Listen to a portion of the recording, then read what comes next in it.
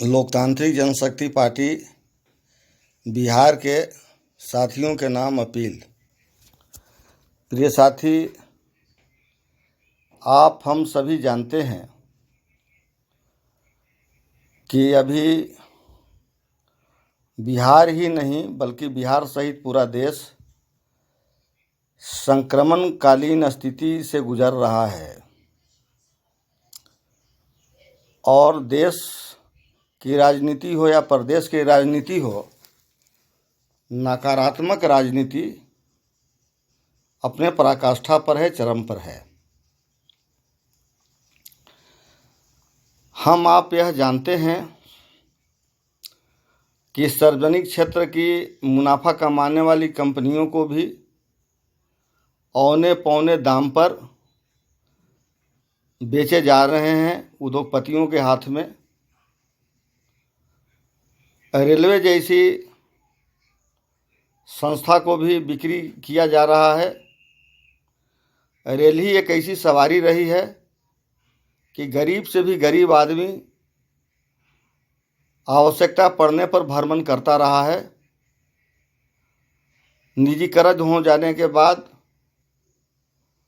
गरीबों को यात्रा करना काफ़ी संकटपूर्ण हो जाएगा, शायद यात्रा नहीं कर पाएंगे। दूसरी बात कि अभी जो बिहार विधानसभा का चुनाव होगा उसमें मुख्य धारा की जो पार्टियां हैं, चाहे वह सत्ता पक्ष हो या विपक्ष हो,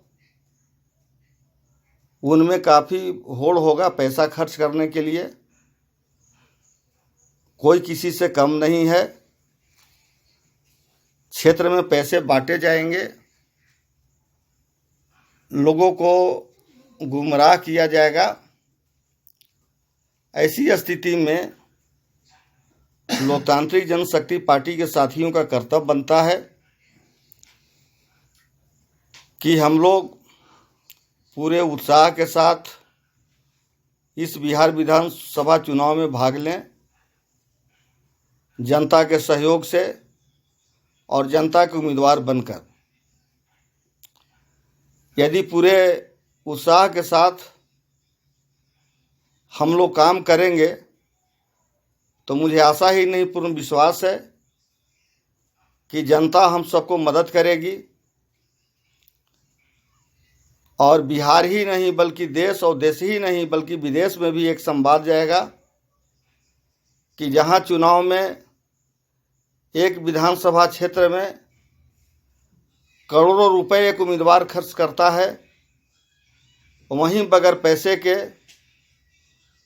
जनता के सहयोग से चुनाव लड़ा जा सकता है, जीता जा सकता है। इस विषम परिस्थिति में हम लोगों के ऊपर बहुत बड़ी जिम्मेवारी है, इसलिए कि तमाम पार्टियों का स्वरूप प्राइवेट लिमिटेड कंपनी जैसा हो गया है। पार्टियों में एक सीएमडी हैं और बाकी लोग उससे गुलाम हैं।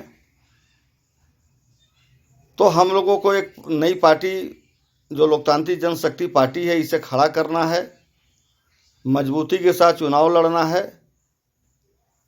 स्वतंत्रता संग्राम के हमारे नेताओं जैसे नेताजी सुभाष चंद्र बोस, आचार्य नरेंद्र देव, लोकनायक जयप्रकाश नारायण, डॉक्टर राम मनोहर लोहिया, अच्युत पटवर्धन, अशोक मेहता, अरुणा असफ अली, यूसुफ मेहर अली जैसे